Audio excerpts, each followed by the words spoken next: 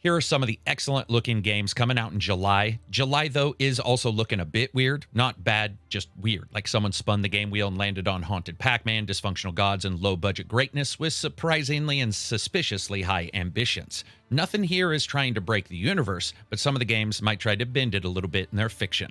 Let's start it out. If I missed any, throw them in the comments. We may not agree, but I buy every game I cover, and I like what I like. If you do too, then maybe subscribe. First up is Wuchang Fallen Feathers. This is scheduled for July 24th, and it's across all the systems other than the Switch, and it's day one availability on Game Pass. This is developed by Lin Z and published by 505 Games. Wuchang steps into darkness with the main character, a pirate-turned-warrior afflicted by an eerie feathering disease. This is a grotesque spiritual plague that manifests as bursting feathers, a fractured mind, and apparently some wicked-ass anger issues. Unlike many in the genre, peers that cleave closely to Western medieval aesthetics or From Software's almost ecclesiastic established somberness, Wuchang builds itself from Chinese archaeological relics and literary lore and myth. Within the game, players are going to be wielding 25 different weapons across 5 archetypes. You're going to have war fans and spears and blades and others, each capable of channeling more than 40 magical abilities distributed across them. And in synergy with them is the Skyborn Might. The core, as I said, is steeped in Chinese mysticism, and that overlays with all of these items and special abilities you get, as well as that Skyborn Might.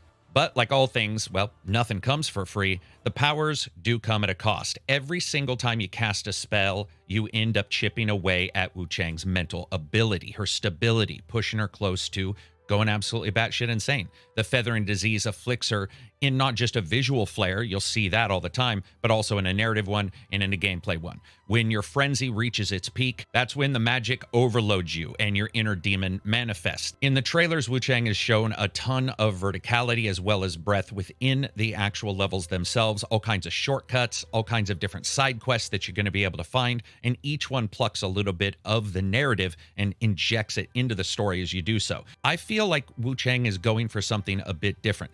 And the feeling of the narrative forcing itself back not only into the combat systems and adjusting that difficulty there, but also possibly within the narrative itself is awesome. I love the idea of having a more intricate main character in a title like this.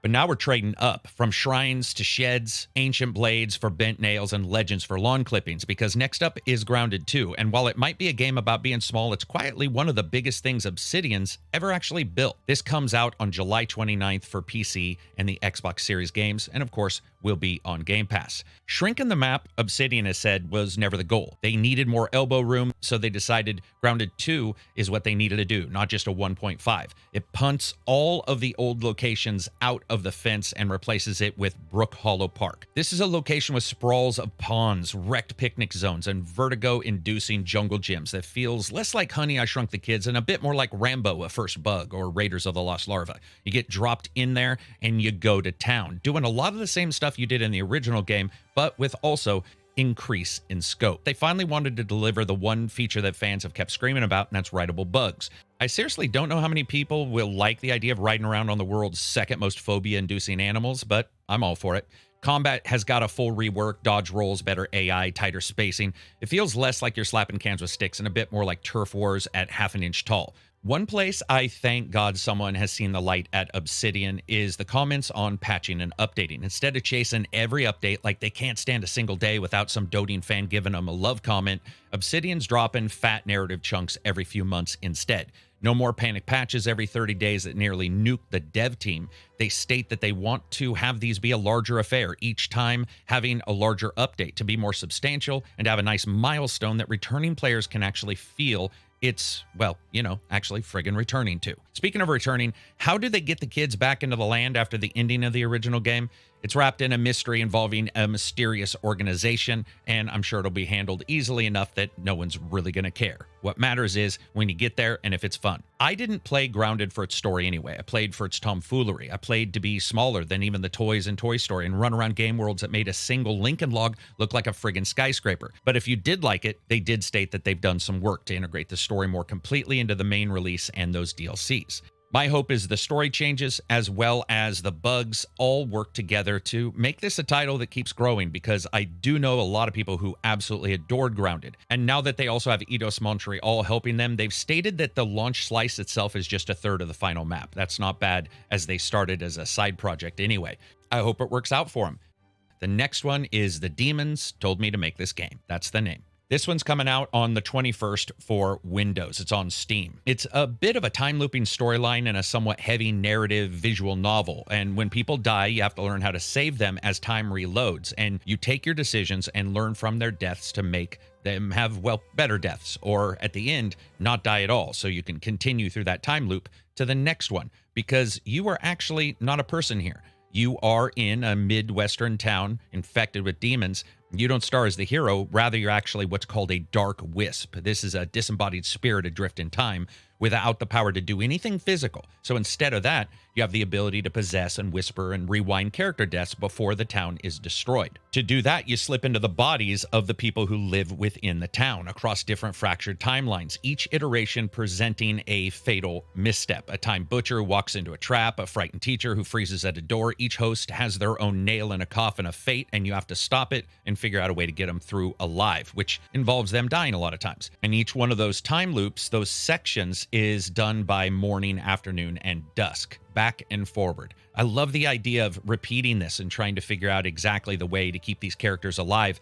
by not having a very tangible physical ability to control them. So I'm a huge point and click and puzzle game fan. It had almost feelings of Disco Elysium at times when it came to the narrative, though not as detailed. Despite that, I think Demons Told Me to Make This Game looks really fun, something I cannot wait to check out. Another game I can't wait to check out is one I've already checked out prior in a preview. Scheduled for July 10th, exclusive to PC on early access. This is Every Day We Fight. So Every Day We Fight comes out from Signal Space Lab under the publisher Hooded Horse. It is a turn-based tactics game like an XCOM, but it has a lot of changes to it. It's a roguelike isometric turn-based game that's frozen in a time loop of desperation. You take on the guise of a couple ragtag human resistance fighters, the Thorns, and you loop through time to undo catastrophe, which is your death. Continuing to go through it as each time loop slightly adjusts the game world. This setup translates not just to retrying the mechanics, it bleeds into every single system, making everything feel like the movement and the combat and the exploration changes slightly each time you go through.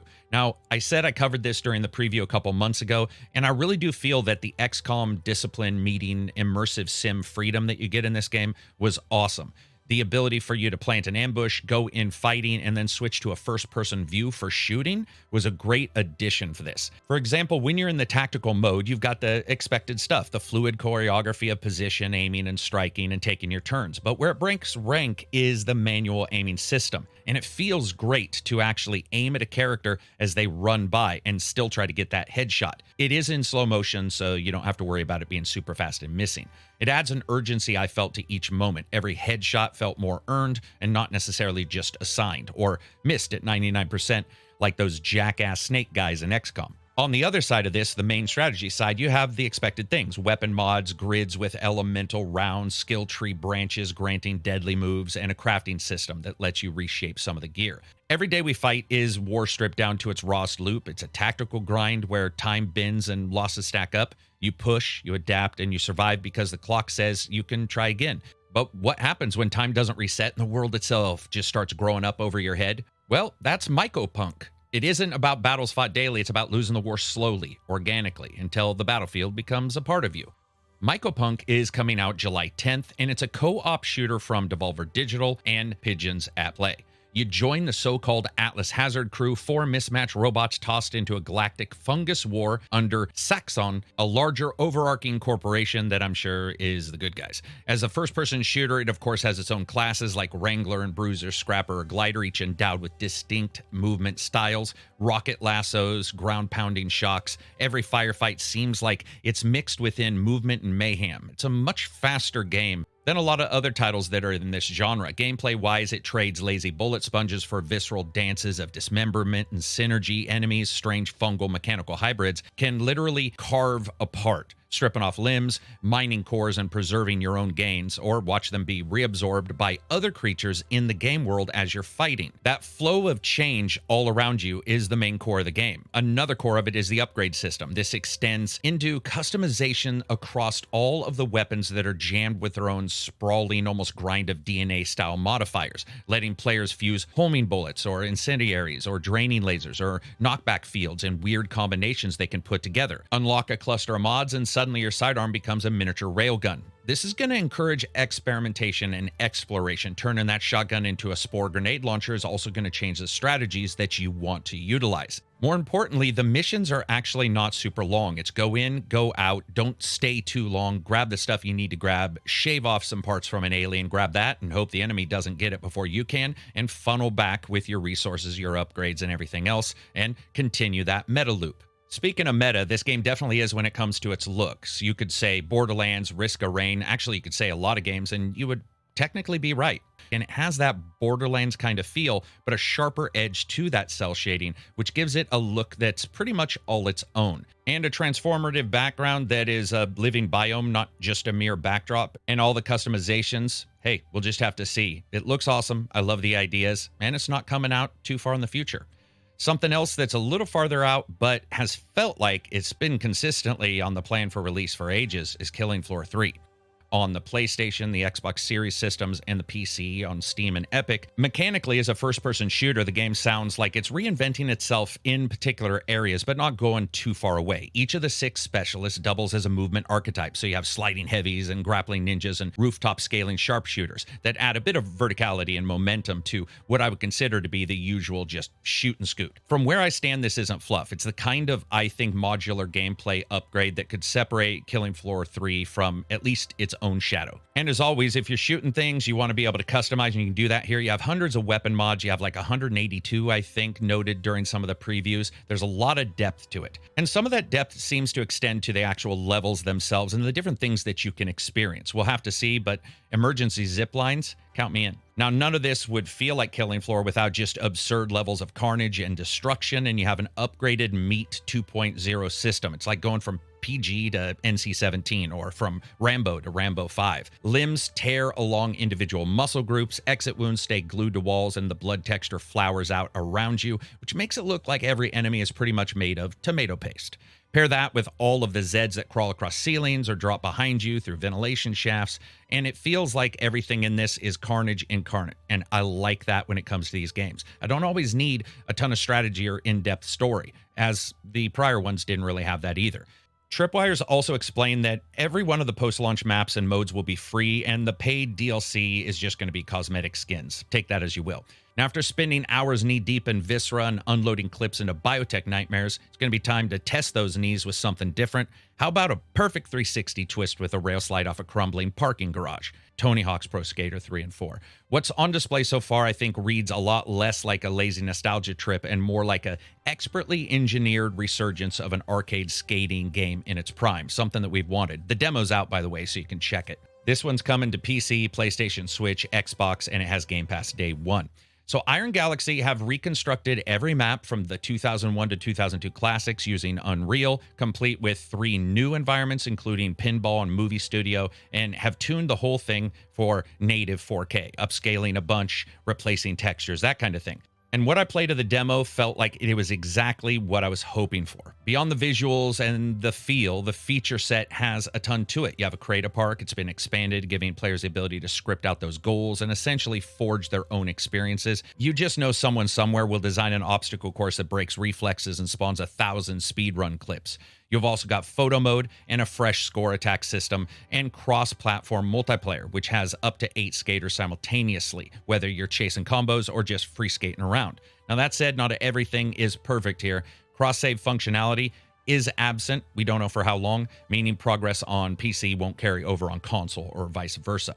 We couldn't talk about Tony Hawk without talking about its soundtrack, and this installment looks to fairly honor the legacy. Classic tracks return, bolstered by some fresh cuts from modern acts, and Tony Hawk himself stated that he's chosen exactly what to include to make it not only feel like a classic, but also contemporary. Robocop Rogue City Unfinished Business comes out for the PC, PS5, Xbox Series titles July 17th, and it hands you the heaviest metal encore yet. You've got Robocop Rogue City. It's a standalone expansion, so this is something that you won't need the original game to even own. Tyon has kept the timeline wedged neatly between the second and the third films, but it trades the Motor City sprawl for a single monolithic battleground. This is the Omni Tower. It's a corporate high-rise. Now, I get it, the standalone expansions may not be your thing for whatever reason, but I think the tower climb format helps them rip the limiter clean off. Combat's been juiced up pretty well. It's filthier, it's dipped in high-caliber nonsense. You have cryo cannons that flash freeze floors just so you can shatter them with a bullet hose, and you have a minigun that converts entire hallways into scrap metal memorials for the enemies. But they've also upgraded a bit. You have jetpack wielding characters, shielded meat walls, skybound drones. They're all going to show up, and you're going to have to take them down. But they've decided to switch a couple things up here. First, there's flashbacks, which drop you back into Murphy's past and makes you get to sort of see it from his eyes originally and being a detective. Then just when you're cozy, you get to drive around in Ed 209 for a bit, whose only real weakness seems to be stairs, and that it could only count backwards. But that won't stop you from tying up some serious kills in a rip-off copy of a Robotech Destroid. Ultimately, the game's still about Robocop's murder stomp movement, though. Slow strafe, brutal recoil, heads that pop like watermelons, but also here now, a ton of layered verticality. Supposedly, there's a lot of destruction, a lot of shooting, and the idea of going up this tower, like I said, a little bit like Dread, fascinates me. I love the idea. This one's around, they say, 8 to 10 hours, and it's $30, so you don't need the original game, you don't need the price of a full game. Hell, you don't even need a save game to play this one. Luckily, yes, before anybody asks, Peter Weller was paid just enough to stop teaching doctorate level classes, come back and voice him. That's awesome. Now, after hours of enforcing the law with a voice like a dial-up modem and movement speed of old people screwing, you get to jump into a game about golden bananas and riding around on rhinos. Same desire for fun, but a different appeals process. Donkey Kong Bananza comes out July 17th.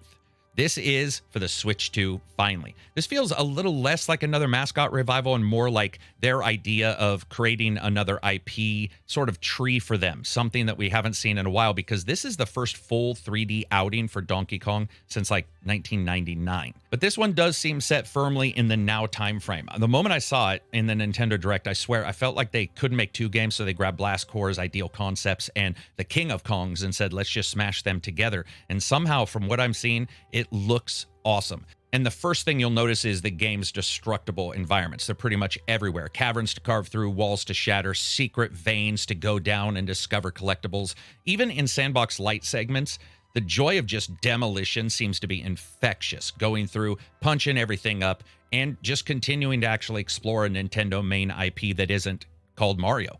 But that doesn't mean he's separated completely from the feel of Mario, because I think there's more of an echo of Super Mario Odyssey in this than I expected. There's some multi-path level designs and collectible systems. It reminds me a bit of that. And you also have a co-op system, but be aware it's not Diddy Kong, which surprised me. It's Pauline who jumps in to assist you. Seamless two-player co-ops there, though, via game share, which means only one friend needs to have the game for you both to play. And you can see right away from all the footage, not only is there a bunch of solo jumping and smashing shit, but also the ability to combo things up and use your friend to get to places that maybe you can't get to alone. Love the idea of that. It seems to trade a bit of high detail, though, for the absolute balls-out destruction. There's transformations and a bit of a light RPG system, but there is also a feeling of a slightly lower res than I expected for a game on the Switch 2. We'll have to see how that ends up coming in once it's available for retail. But I love the idea of this, and honestly, of all of the games that the Nintendo Switch 2 has shown,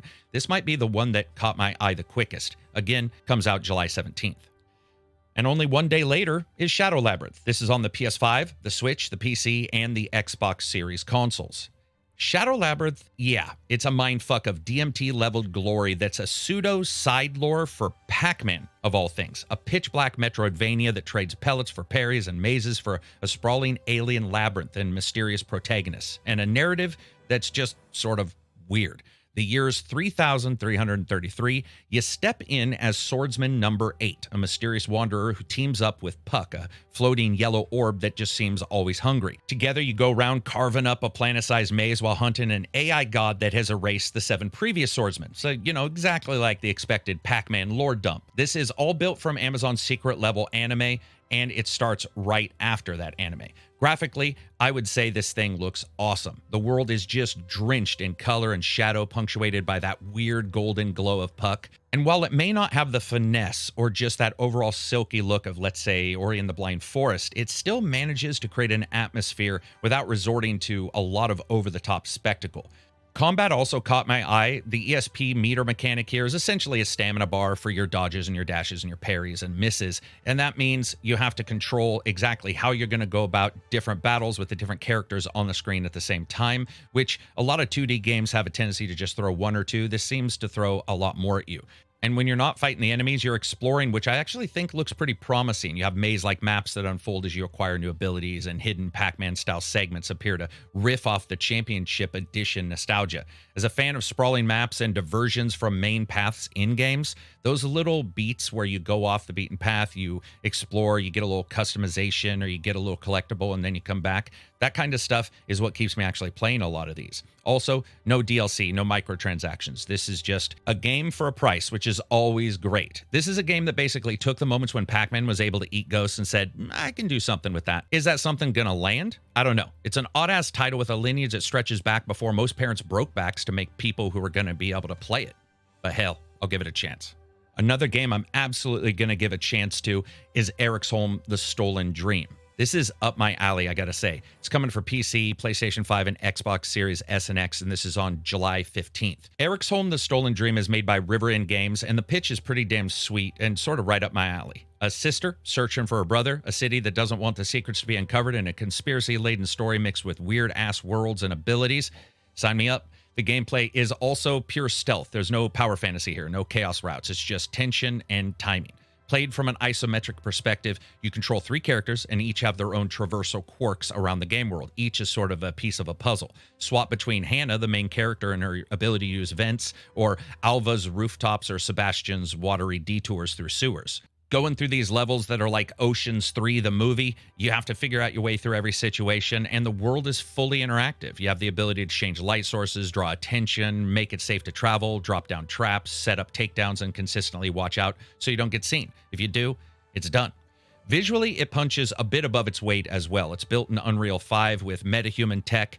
Eriksholm's cityscape, I think, looks like a damned film set. At times, the demo is drop-dead gorgeous. We'll just have to see if that gameplay backs it up. And I would say it's somewhat like Commandos in a way. The game seems to be really heavy on the strategy and the thinking and the planning in place or prior to making any movement. So you're constantly required to think a couple steps ahead, or as you do so, consistently look for change in the game world around you, things that you've adjusted. For example, changing the patrol route of somebody that just doesn't allow for you to continue or requires a great deal of risk to do so. I love those kind of games. We seem to be getting more of these overall when it comes down to it, and a lot of them are delivering finally, I would say, in the graphics department, something that in the past you could sort of look at and say, yeah, I get where this is in the budgetary range. With Eriksholm: The Stolen Dream, this honestly looks up there with some of the better isometric games ever. And hey, I'm a huge fan of titles like Commandos or Desperados or isometric turn-based titles in this vein. So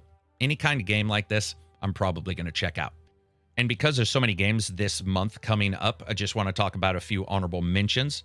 The first, Ninja Gaiden Ragebound, that comes out July 31st for pretty much everything. Tons of swords, full 10 chapters of gameplay, and you'll be able to jump in there and enjoy it on pretty much everything, which is great. Also, we've got Monument Valley 3, which is coming out. I was a big fan of the original. I never played the second one, but the third one, I believe, is out on mobile devices already, and there's some stuff there that I really like the idea of. I did hear that there might be a live service component to this game, but I'm not quite sure. I just saw it, and I really did love that original. So if you guys have played it, hey, pipe off. Tell me if that is true about the live service part.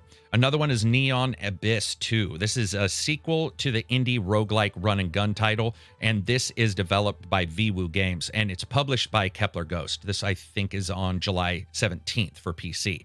This one is got full online 4-player co-op now, and a revamped weapon system, revamped visuals, and new mechanics, and a companion system. So if you like the original, this one seems to be a title that might be for you. Again, there's a ton of games. I'd love to know what ones I missed, what ones you guys think you're not excited for, what you are excited for. Does the idea that some of these I would say reach back 20, 25 years and just grab one small part from an IP and try to recreate it. Or others like Tony Hawk, which just goes back and grabs 2 games and merges them into one. There's a lot of oddity in July. I think that's great. Peace out, everybody. Check out the Patreon. It would help the channel greatly if you do. It's always appreciated. As you guys know, I buy a copy of every single game I get, even if the devs give me a code. So my hard-earned money is on the line just like yours. Or at 10:30 a.m. Pacific Standard Time every Friday, we do the podcast. Check out the videos you're probably seeing in the cards right now if you want to see some more stuff. I just popped the Death Stranding 2 review yesterday. It was a very enjoyable game. Quite surprised I liked that one. Peace out and enjoy the rest of your week.